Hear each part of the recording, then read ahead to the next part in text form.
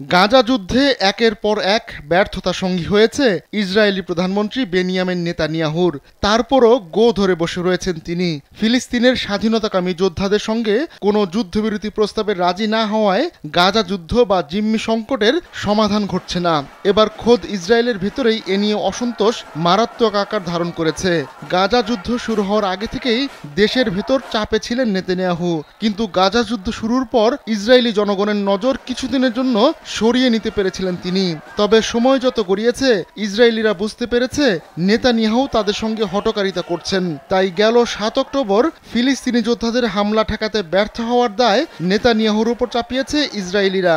এক জরিপে এমন চিত্রের দেখা মিলেছে। স্যান্ডেলিনা সো, রূপচর্চায় আভিজাত্য।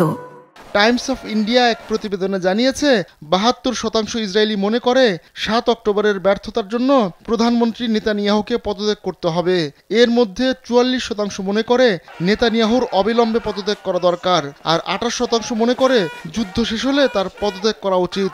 ওই জরিপে দেখা যায় যারা নিজেদেরকে সরকারের সমর্থক হিসেবে মনে করে তাদের মধ্যে ৫০% বিশ্বাস করে নেতানিয়াহুকে তার মেয়াদ শেষের আগেই পদ ছেড়ে দিতে হবে।